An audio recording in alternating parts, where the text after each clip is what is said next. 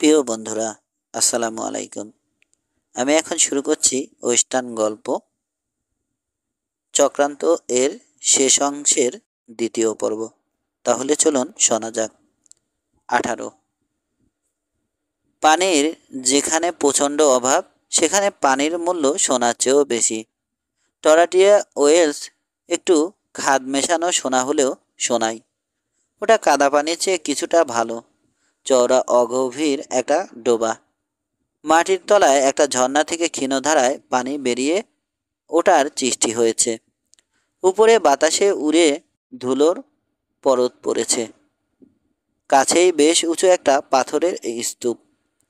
কোনাকুনিভাবে এগিয়ে পাথরের আড়ালে চলে এলো নাইজেল। বুটের থেকে স্পারগুলো খুলে উইনচেস্টারটা খাপ থেকে বের করে ঘোড়ার পিঠ থেকে নামলো সে।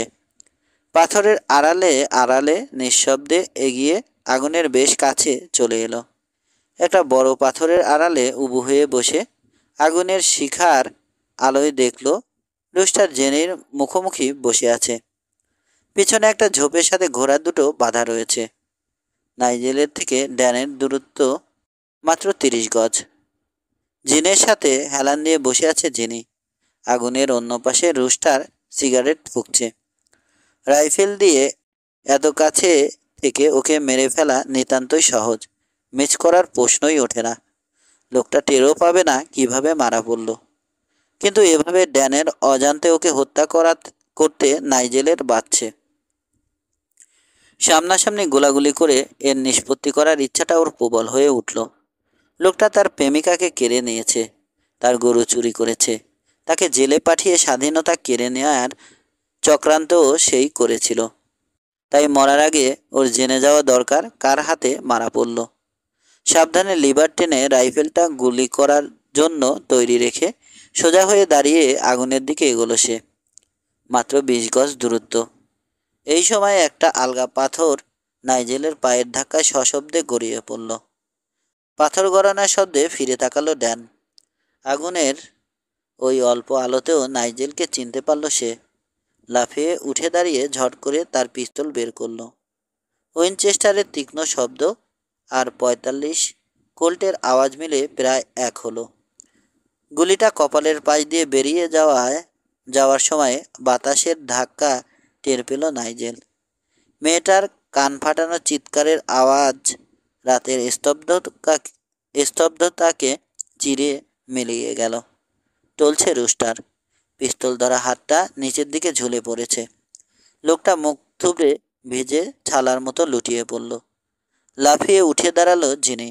ওর সবুজ চোখজোড়া বিস্ময়ে বিস্ফারিত। আড়ষ্ট হয়ে গেছে ওর চেহারা। হঠাৎ সক্রিয় হলো মেয়েটা। ছুটে আগুনটাকে ঘুরে স্বামীর হাত থেকে 45টা তুলে নিয়েই গুলি চালালো। দুহাতে রাইফেলটা কাত করে ধরে এগোচ্ছিল নাইজেল। উত্তেজনায় জেনের হাত কাঁপছে। গুলিটা নাইজেলের বাম কাঁধ ছুঁয়ে বেরিয়ে গেল। অপটু হাতে আবার পিস্তল কক করল জিনি। এক লাফে এগিয়ে এসে রাইফেলের নল দিয়ে মেয়েটার হাতে বাড়ি মারল নাইজেল। ব্যথায় কোকিয়ে উঠে পিস্তলটা ছেড়ে দিল জিনি। থামো জিনি, চিৎকার করে বলল ম্যাটসন। আমি নাইজেল, জঘন্য খুনি। গলা বুঝে এলো ওর। মেয়েটা গত কয়েক ঘন্টায় অনেক সহ্য করেছে। ওর নার্ভগুলো জট পাকিয়ে গেছে, ভাবল নাইজেল। হাত বাড়িয়ে মেয়েটার হাত ধরল সে। জিনি, অনুনয় করে বলল সে, রুস্টার মরে গেছে, এখন তুমি মুক্ত। তোমার সব দুঃখ আর জ্বালার অবসান ঘটেছে আজ। হাত ছাড়িয়ে নিয়ে পিছিয়ে গেল জেনি। চোখ দুটো তিক্ততায় ভরা। তুমি ড্যানকে খুন করেছ, ফুপিয়ে উঠল সে। তোমাকে আমি ঘৃণা করি। হতবুদ্ধি হয়ে ওখানে দাঁড়িয়ে রইল নাইজেল। জিনি পিছিয়ে গিয়ে আবার জিনে হেলান দিয়ে বসল। মেয়েটাকে সামলে ওঠার জন্য কিছু সময় দেয়া দরকার ভাবছে নাইজেল। রুস্টারের সাথে বাস করা যে নরকবাসেরই সামিল, এটা ওকে বুঝতে দিতে হবে। রুস্টারের পিস্তলটা তুলে কোমরে গুজল নাইজেল। তারপর কৌতূহল বসে রুস্টারের জিনের পাশে রাখা ছালাটা এনে উপর করে ভিতরের জিনিসগুলো মাটিতে ঢালল। এক গাদা টাকার সাথে কয়েকটা চামড়ার থলে বেরোতে দেখে ওর চোখ বিস্ফারিত হলো। চামড়ার একটা ব্যাগ খুলে কাত করতেই ঝনঝন শব্দে সোনার কয়েনগুলো ওর হাতের তালুতে পড়ল। ঈশ্বর, বিড়বিড় করে বলল সে, এত টাকা! আমরা মেক্সিকোতে পৌঁছে রাজার হালে দিন কাটাতে পারতাম, তুমি সব পণ্ডু করে দিলে, বোকা পাঠা। মেয়েটা আগুনের উল্টো দিক থেকে কথা বলছে, স্বরটা নিরাশ, কোনো আবেগ নেই। নাইজেল অবিশ্বাসের চোখে জিনির দিকে তাকালো। তুমি রুস্টারের হাতে হাত মিলিয়েই সব করেছিলে? জানতে চাইল সে। মেয়েটা ক্ষণক্ষণে গলায় হাসল, বিক্ষোভের হাসি। নইলে কি জন্য আমরা তোমাদের নাটক দেখিয়ে পালিয়ে এলাম? আমরা অনেক টাকার মালিক ছিলাম। ড্যান বোকা রাঞ্চারদের শুষে তোমার রাঞ্চও সাফ করে দিয়েছিল। আমাদের প্ল্যান ঠিকমতো কাজে লাগলে উপত্যকার সবথেকে বড় রাঞ্চ ডায়মন্ডের মালিক হতাম আমরা। আবার স্টক কেনার টাকাও থাকতো। কিন্তু তোমার কপাল ভালো, অপদার্থ মাতাল জিঞ্জার আমাদের সাথে বিশ্বাসঘাতকতা করলো। ওই লোকটাকে আমার প্রথম থেকেই ভালো লাগেনি। তাহলে তুমি রুস্টারকে সমর্থন করতে? নিজের কানকেই বিশ্বাস হচ্ছে না ওর। নিশ্চয়, রুদ্ধস্বরে জবাব দিল জেনি। ড্যান ছিল স্মার্ট, উচ্চাকাঙ্ক্ষী, সে ছিল লিডার। তুমি? থুতু ফেলল সে। ধীরে ধীরে নাইজেলের রাগ জমাট বেঁধে উঠছে। এসবের হিসাব হবে আমরা যখন সিরেনোতে ফিরব, কঠিন স্বরে বলল সে। হিসাব? হেসে উঠল মেয়েটা। আমাকে ভয় দেখিয়ে কোনো লাভ নেই, নাইজেল ম্যাটসন। আমি যা বলেছি সব অস্বীকার করব। আমি নির্দোষ, হতভাগ্য, অদৃষ্টের শিকার। একজন জেলখাটা আসামির কথার কে দাম দেবে? তুমি সুস্থ আছো তো? এখনো যা শুনছে তা বিশ্বাস করতে পারছে না সে। আমার রাগ হচ্ছে, ভীষণ রাগ। মেয়েটার ছোট হাত দুটো আবেগে মুঠো পাকালো। এটাই দুঃখ যে তোমার মতো বোকা একটা লোক সব পণ্ড করে দিল, সব। হঠাৎ নাইজেলের খেয়াল হলো স্বর্ণমুদ্রাগুলো এখনও তার হাতের তালুতেই রয়েছে। ওগুলো আবার ব্যাগে ভরে হাঁটু গেড়ে বসে সব আবার ছালার ভিতর ভরে ফেলল। তারপর ছালা আর রাইফেলটা তুলে নিয়ে নিজের ঘোড়ার কাছে ফিরে এলো। ভোর হতেই সে ঘোড়ার পিঠে চড়ে ওয়াটার হোলের কাছে এলো। যিনি আগুনের উপর কফি পট বসিয়ে পানি ফোটার অপেক্ষায় বসে আছে। রুস্টারের লাশটা যেখানে পড়েছিল সেখানেই আছে। হাউডি যিনি, অভিবাদন জানালো নাইজেল। মনে হয় গত রাতে তুমি কিছুটা হিস্টোরিক্যাল ছিলে। ঠান্ডা নিরাসক্ত সবুজ চোখ তুলে তাকালো সে। আমি যা বলেছি প্রত্যেকটাই আমার মনের কথা, জবাব দিল সে। ড্যান মাত্র একটা ভুলই করেছিল। ওই ভুলের প্রায়শ্চিত্ত আমাকে সারা জীবন করতে হবে। ব্যাংক লুটের দিন ওর তোমাকে মেরে ফেলাই উচিত ছিল। তোমার ওই কথার মানে? তীক্ষ্ণ স্বরে জবাব চাইল নাইজেল। কোনো জবাব দিল না যিনি। অবাক বিস্ময়ে অভিভূত হয়ে গেছে ম্যাটসন। এখনও ওর বিশ্বাস হচ্ছে না মেয়েটার সম্পর্কে তার যা ধারণা ছিল সেগুলো সব মিথ্যে। তুমি ইচ্ছে করলে মেক্সিকোতে যেতে পারো, আমি বাধা দেব না। একটুখানি হাসলো মেয়েটা। আমাকে সিরেনোর ব্যাংকে আমাদের জমানো প্রায় $12,000 বিসর্জন দিতে বলছো? ওই টাকাটা আমার দরকার। এটাই কি তোমার একমাত্র চিন্তা? টাকা? এর চেয়ে বেশি আকাঙ্ক্ষানীয় জীবনে আর কি আছে? অবজ্ঞার সাথে বলল মেয়েটা। একটা সিগারেট তৈরি করলো সে। ভাবছে, এটা কি সেই একই মেয়ে যাকে 3 বছর ধরে বিয়ে করার স্বপ্ন দেখেছে সে? শহরের লোকজন ওদের দুজনকে পাশাপাশি ঘোড়ায় চড়ে আসতে দেখে ফুটপাতে ভিড় জমালো। ম্যাটসন রুস্টারের ঘোড়াটাকে লাগাম ধরে টেনে নিয়ে আসছে। ড্যান রুস্টারের লাশের উপর পাথর চাপা দিয়ে ওকে টর্টিয়া ওয়েলসেই রেখে এসেছে সে। জনসন হোটেলের সামনে নাইজেলের পাশ থেকে সরে গিয়ে হিসিং রেইলে ঘোড়া বাঁধল জেনে। তারপর একটা কামরা ভাড়া করার জন্য ভিতরে ঢুকলো। টর্টিয়া ওয়েলস থেকে শহর পর্যন্ত এই সুদীর্ঘ পথে ওদের মধ্যে আর কোনো কথার আদান প্রদান হয়নি। নাইজেল বাড়তি পনিটাকে নিয়ে লিভার স্টেবলের দিকে এগোলো। লিভারি স্টেবলে মাত্র ঢুকেছে। এই সময়ে হন্তদন্ত হয়ে এডিটর ফ্রেড রাশবি হাজির হলো ওখানে। তোমাকে না একটু আগে রুস্টারের স্ত্রী নিয়ে শহরে ঢুকতে দেখলাম? হাঁপাতে হাঁপাতে প্রশ্ন করল সে। ঠিকই দেখেছ। ঘোড়ার পেটি খুলতে ব্যস্ত হলো নাইজেল। রুস্টার কোথায়? মরেছে। ওর রাঞ্চে?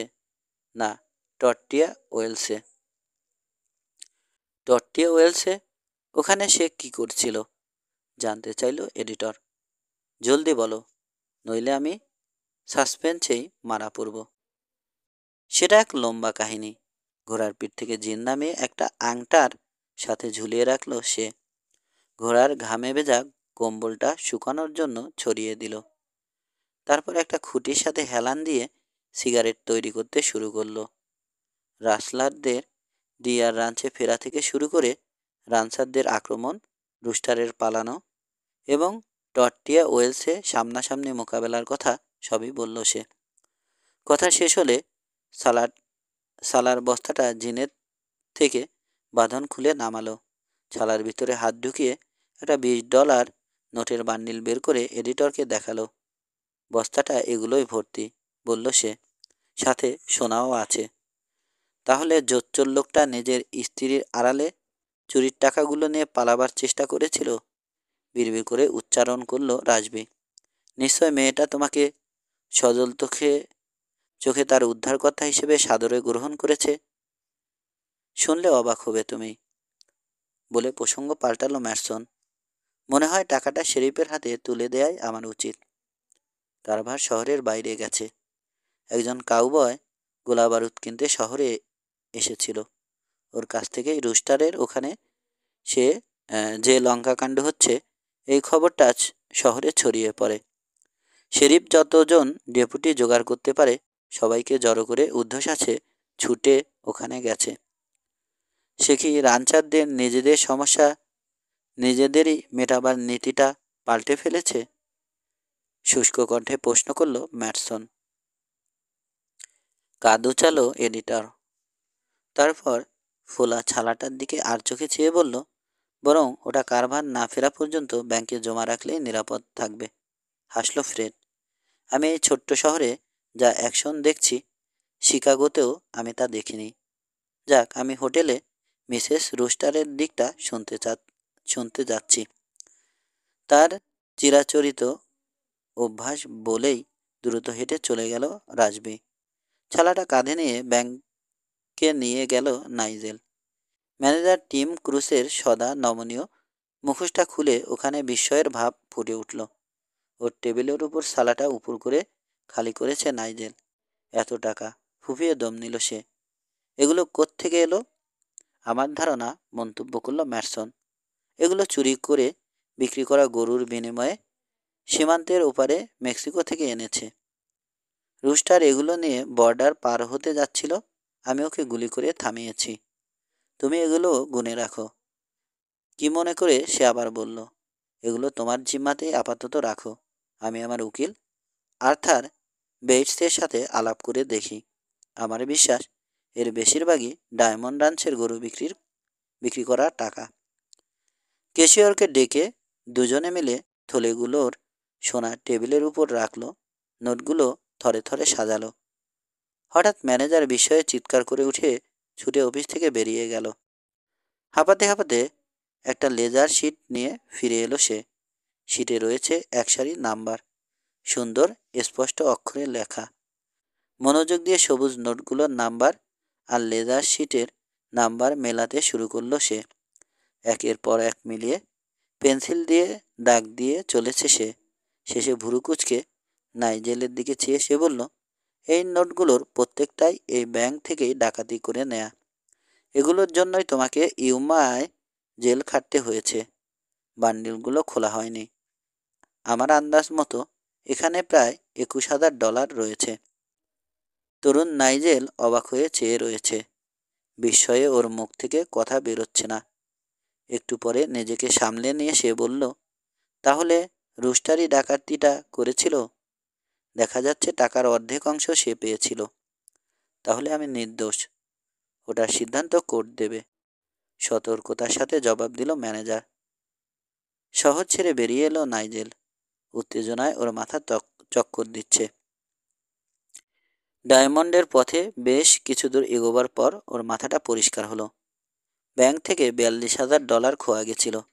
স্পষ্টই বোঝা যাচ্ছে ডাকাতিতে দুজন লোক অংশ নিয়েছিল, তার একজন রুস্টার, কিন্তু দ্বিতীয়জন কে? যতক্ষণ অন্যজন ধরা না পড়ছে ততক্ষণ তার উপর থেকে লোকের সন্দেহ ঘুচবে না। লোকে বলবে সেই রুস্টারের পার্টনার ছিল, টাকাটা কোথাও লুকিয়ে রেখেছে। ড্যান রুস্টার এখন মৃত, সুতরাং সে কিছুই আর প্রমাণ করতে পারবে না।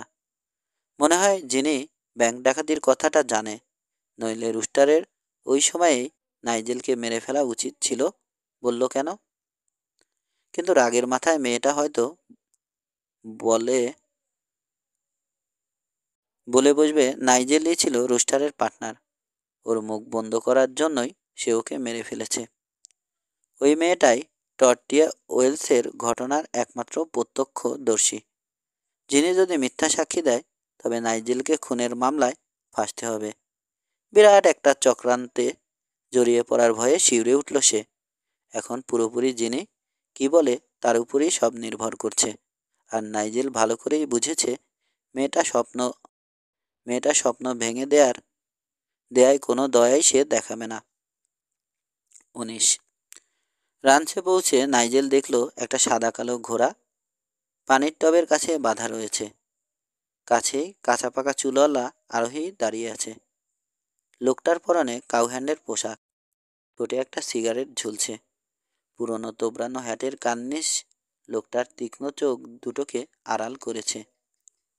লোকটাকে চিনতে নাইজেলের এক মুহূর্ত দেরি হলো না। আরে, গিলবার্ট যে!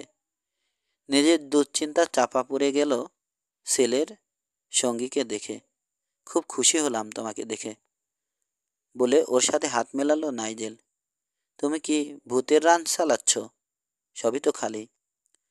বিষণ্ণভাবে কাঁধ উচালো ম্যাটসন।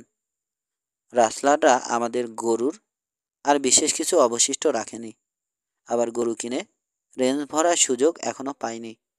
বর্তমানে 3টে রাঞ্চের প্রত্যেকটা কাউহ্যান্ড মাস্ট্যাং হিলস এ গরু চোরদের ঘেরাও করে বসে আছে। এবার আর ওদের রক্ষা নেই। সে কথা থাক। তুমি সান সিয়েমন ভ্যালিতে কি উদ্দেশ্যে এসেছ? টেড হারপার, সংক্ষেপে জবাব দিল গিলবার্ট। লোকটার খোঁজে টেক্সাস আর নিউ মেক্সিকো চষে ফেলে এখন অ্যারিজোনায় এসেছি। ওর পিছনে ভালো মতোই লেগেছ মনে হচ্ছে। ওর কাছে আমার পাওনা আছে, 10 বছর আগেকার পাওনা। তোমার ধারণা হারপার এখানেই কোথাও আছে? ওই বিষয়ে আমি স্থির নিশ্চিত সে এখানেই আছে, জোর দিয়ে বলল গিলবার্ট। হতে পারে ওই লোকই রাসলিং দলটাকে চালাচ্ছে। না, বলে উঠল নাইজেল। ওকে আমি 2 দিন আগে বর্ডারের কাছে কবর দিয়ে এসেছি। শক্ত গরম, ফ্যাকাশে চোখ, চৌকো মুখ। প্রশ্ন করল লোকটা। মাথা নাড়ল নাইজেল। লোকটার নাম ড্যান রুস্টার। সে তোমার মতোই পাতলা গড়নের, হয়তো তোমার থেকে একটু লম্বা। কিছুক্ষণ চিন্তা করে সে প্রশ্ন করল, লোকটার বাম গালে কি একটা জন্মদাগ ছিল? নাইজেলের মনে পড়ল জিঞ্জালের গালের ডাক্তার কথা। ওটা কি দেখতে ব্যাঙের মতো ছিল? মাথা ঝাঁকালো গিলবার্ট। ওটাই তার নাম, ফ্রগ। লোকটা রাসলারদের সাথে জড়িত ছিল। শেরিফের ডেপুটির হাতে মারা পড়েছে। তাহলে হারপার এখানেই আছে, নিশ্চিত স্বরে বলল গিলবার্ট। ফ্রগ সবসময় হারপার কুকুরটার সাথে কুকুরের লেজের মতোই লেগে থাকে। মেঘের গর্জনের মতো ঘোড়ার খুরের শব্দে দুজনেই ফিরে তাকালো। একদল আরোহী উঠানে এসে থামল। প্রথমে এলো টাইলার আর জেকব, ওদের পিছনে ওদের লোকজন, এবং মার্টি আর পেড্রো। ওদের পিছনে কয়েকজন জিনের উপর বাঁধা রাসলার। ওদের পাহারা দিয়ে নিয়ে এলো ব্যাজধারী কারভার আর তার ডেপুটির দল। বন্দি সবারই কবজি স্যাডল হর্নের সাথে বাঁধা। প্রত্যেকেরই মুখে খোঁচা খোঁচা দাড়ি, জামা কাপড়ে ধুলোর পরত পড়েছে। কেউই খুব একটা খুশির মুডে নেই। গিলবার্টকে কিছু বলার জন্য ফিরে তাকালো নাইজেল, কিন্তু লোকটা অদৃশ্য হয়েছে। নবাগত লোকগুলো পানির টবের কাছে ভিড় জমালো।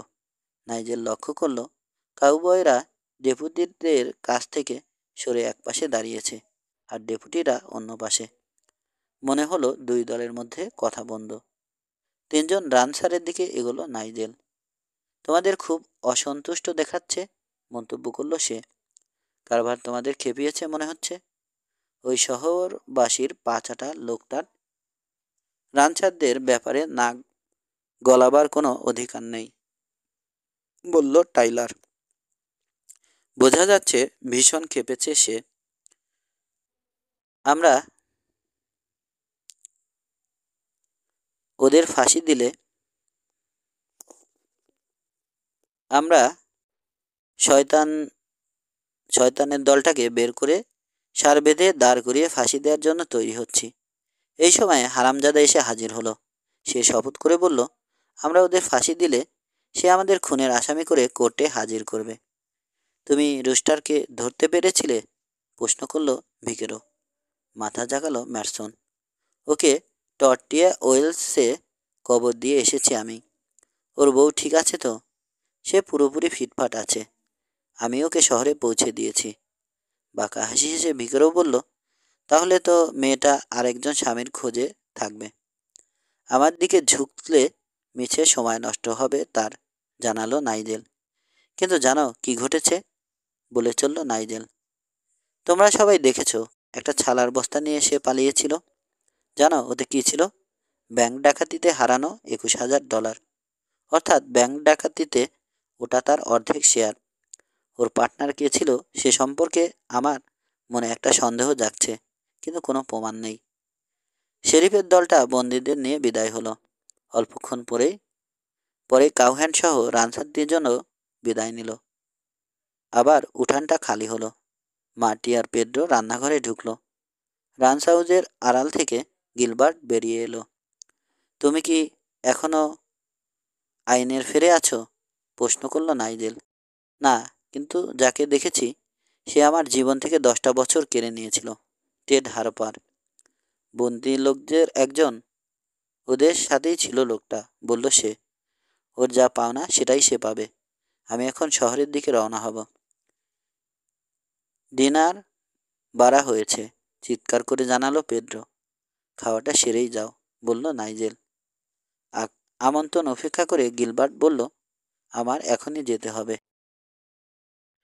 তোমার সময়ের কি অভাব আছে? প্রশ্ন করল নাইজেল। শেরিফ ওকে খাঁচায় ভরে রাখবে, ওর পালানোর কোনো উপায় নেই। তার আর কি দরকার? না, আমাকে এখনই যেতে হবে। খাঁচায় বন্দি লোকের সাথে কিভাবে মোকাবেলা করবে তুমি? লোকটার সাথে আমার ঠিকই শোডাউন হবে। বাজি ধরতে চাও? বলে ঘোড়ার পিঠে চলল গিলবার্ট।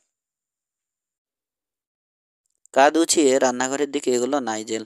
খেতে বসলো নাইজেল, কিন্তু ওর মাথায় গিলবার্টের কথাগুলো এখনো ঘুরপাক খাচ্ছে।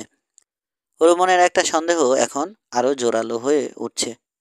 যখন শেরিফের অফিসে সে গিয়েছিল রাসলারদের ধরার জন্য, তখন সে পেপিনোকে ডাকার অজুহাত দেখিয়ে বাইরে গেছিল। তারপরে জিঞ্জারকে সে ঘোড়া ছুটিয়ে শহর ছেড়ে বেরিয়ে যেতে দেখেছে। তারপর ঢিলেমিলি করে লোকটা পসি নিয়ে রওনা হতে দেরি করলো। তার সাথে কি রুস্টারের কোনো গোপন যোগাযোগ ছিল? রুস্টারের রান্স আক্রমণ করা হয়েছে শুনে সে এক মুহূর্ত দেরি করেনি। সঙ্গে সঙ্গেই পসি নিয়ে রওনা হয়েছিল। কেন? রুস্টারের মৃত্যুর খবরটা সে এখনো পায়নি, কিন্তু শহরে পৌঁছলেই পাবে। শেরিফ আর পেপিনো জিঞ্জারের মৃতদেহ নিয়ে শহরে ফিরেছিল। নিরস্ত্র অবস্থায় কাঁধে গুলি খাওয়া লোকের পালাবার চেষ্টা আত্মহত্যার সামিল, নাকি তাকে ঠান্ডা মাথায় খুন করা হয়েছে ওর মুখ বন্ধ করার জন্য? গিলবার্টের কথাতেই ইঙ্গিত ছিল যে লোকটা জেলে বন্দি নেই। অর্ধেক খাওয়া সেরেই উঠে পড়ল নাইজেল। ঘোড়ায় জিন চাপিয়ে দ্রুত বেগে শহরের দিকে রওনা হলো সে। শহরে পৌঁছতেই রাসবিওকে থামালো। তুমি রাসলিং চার্জের থেকে মুক্তি পেয়ে গেছো। রাসলারদের সবাইকে এখন জেলে বন্দি করা হয়েছে, জানালো সে। কারবার কি তার অফিসে আছে এখন? প্রশ্ন করল নাইজেল। না, পেপিনোকে ওখানে বসিয়ে সে বাড়িতে বিশ্রাম নিতে গেছে। আমার ধারণা যদি ঠিক হয় তবে তোমাকে আমার সাক্ষী হিসেবে দরকার। আমার ঘোড়ার পিছনে উঠে বসো, সময় খুব কম। কোনো প্রশ্ন না করেই ঘোড়ার পিঠে উঠে বসলো এডিটর। একটা নতুন খবরের গন্ধ পাচ্ছে সে। শেরিফের বাড়ির সামনে এসে থামলো ওরা। সদর দরজাটা ভিড়ানো ছিল। নাইজেলের হাতের চাপে খুলে গেল। একটা কামরা থেকে কথাবার্তার আওয়াজ শোনা যাচ্ছে। দরজার বাইরে নিঃশব্দ পায়ে এসে থামলো ওরা। ভিতরে ভিতর থেকে কথা শোনা যাচ্ছে। গিলবার্ট কথা বলছে। দরজার বাইরে দাঁড়িয়ে ওরা শুনছে। ওসব অজুহাত আমি শুনতে চাই না। ব্যাংক ডাকাতির টাকার আমার যা অংশ সেটা আমি চাই। 4টা ব্যাংকে আমরা ডাকাতি করেছিলাম। শেষটায় ডাকাতি করে পালাবার সময়ে পস্তির গুলিতে আমার ঘোড়াটা মারা পড়ায় আমি ধরা পড়লাম। অথচ চুক্তি অনুযায়ী তুমি দলনেতা হয়েও আমাকে হাজত ভেঙে বের করার কোনো ব্যবস্থা করনি। টাকা বের করো, তা না হলে আজ আর তোমার রক্ষা নেই। তোমাকে আমি খুন করে ফেলব। তুমি জানো পিস্তলে আমার কেমন হাত? আহা, এত চড়ছ কেন? টাকা তোমাকে আমি দিচ্ছি। সিন্দুকের চাবি ঘোরানোর শব্দ বাইরে দাঁড়িয়েও স্পষ্ট শুনতে পেল নাইজেল আর ফ্রেড। এই নাও তোমার টাকা। এখানে $21,000 আছে। টাকা নিয়ে দরজার দিকে গিলবার্টের এগোনোর শব্দ পাওয়া গেল। পরক্ষণে একটা পিস্তল গর্জে উঠল। তারপর আবার পিস্তল বাগিয়ে ধরে ধাক্কা দিয়ে দরজা খুলল নাইজেল। কিন্তু পিস্তল ব্যবহার করার দরকার হলো না। দুজনেই মারা পড়েছে। পিছন থেকে গুলি খেয়েও মরার আগে ঘুরে কারভারকে গুলি করার মতো সময় পেয়েছিল গিলবার্ট। দারুণ একটা নিউজ হবে, বলে উঠল এডিটর। Dual to death. আমার বিশ্বাস এর চেয়েও বড় স্টোরি তুমি পাবে। আমার সাথে ব্যাংকে চলো। গিলবার্টের কাছে পড়ে থাকা ভেলভেটের বড় থলেটা তুলে নিল নাইজেল। ব্যাংক ম্যানেজার দ্বিতীয়বার হতবাক হলো যখন রাজবীর সামনে থলের টাকা টেবিলের উপর ঢালল নাইজেল। আমার বিশ্বাস ব্যাংক লুটের বাকি টাকা তুমি এখানে পাবে, বলল নাইজেল। কেশিয়ারকে সিটটা নিয়ে আসতে বলল ক্রুস।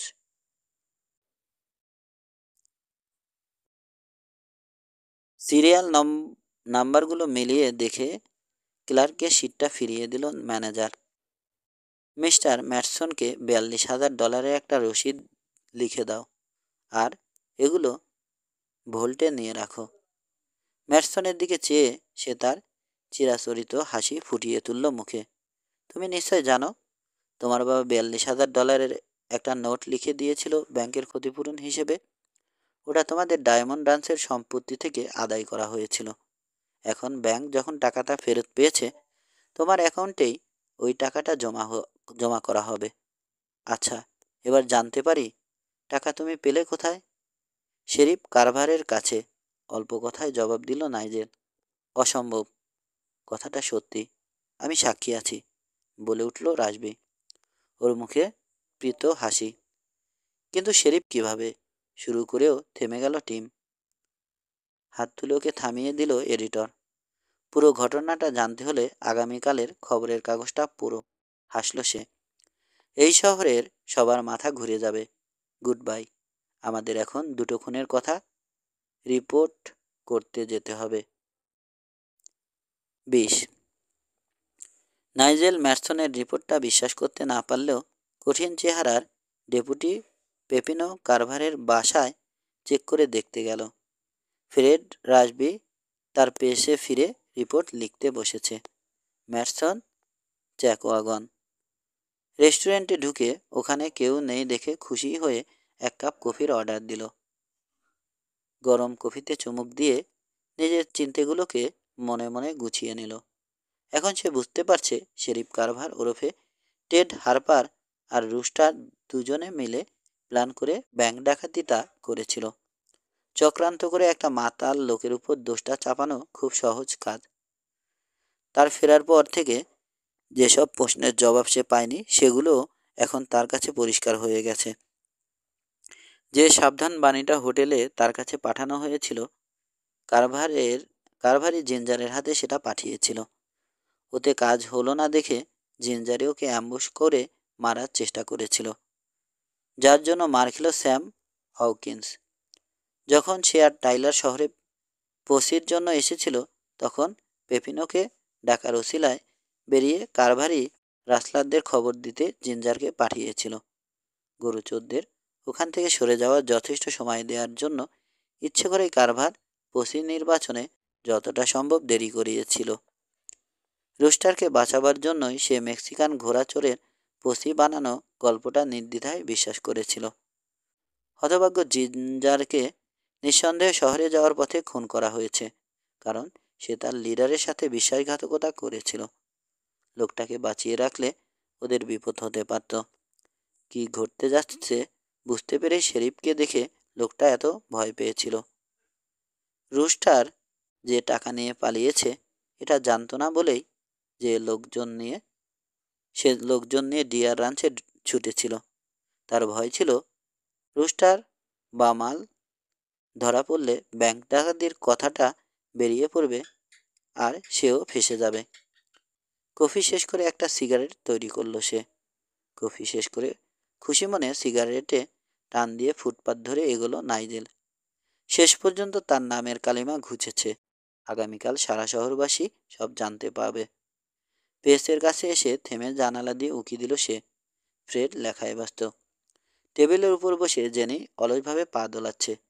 দরজা ঠেলে ভিতরে ঢুকলো নাইজেল। চমৎকার ব্যাপার না? উৎসাহের সাথে বলে উঠল মেয়েটা। মনে আছে আমি তোমাকে প্রথম দিনই বলেছিলাম সত্য ঠিকই বেরিয়ে আসবে? ওর পাশে গিয়ে বসলো নাইজেল। এমন একটা সময় গেছে যখন আমি হতাশ আর দিশেহারা হয়ে পড়েছিলাম, স্বীকার করলো সে। তোমরা দুজন আমার টেবিল থেকে নামবে? তারা লাগালো রাসবি। তাহলে হয়তো আমি লিখতে পারবো। টেবিল থেকে নেমে জানালার কাছে গিয়ে দাঁড়ালো ওরা। কালো সিল্কের পোশাক পরে জেনি পেসের সামনে দিয়ে এগিয়ে গেল। সুন্দর দেখাচ্ছে ওকে। মেয়েটা সুন্দর তাই না? নিচু স্বরে বলল জেনি। সেই সাথে নিজের কালি মাখা ওভারঅলটার দিকে চাইল।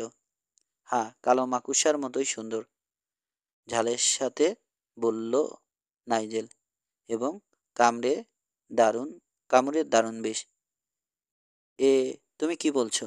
অবাক হলো মেয়েটা। আমি তো ভেবেছিলাম আমি ওকে পছন্দ করি। ভুল। এক সময়ে ওর জন্য আমি পাগল ছিলাম, এটা ঠিক। কিন্তু সেই মোহ কেটে গেছে। টর্টিয়া ওয়েলসে ওর আসল কদাকার রূপ আমি দেখতে পেয়েছি। আমি এখন আর একজনকে ভালোবাসি, যার বাইরের আর ভিতরের দুটো রূপই ওর থেকে অনেক সুন্দর। আমি তাকে এখন জিজ্ঞেস করছি, সামনের রবিবার আমার সাথে স্কুল হাউস নাচে যাবে? আরক্ত হলো জেনির গাল। মাথা ঝাঁকিয়ে একটু হেসে সে বলল, যাব। সমাপ্ত। সবাইকে ধন্যবাদ।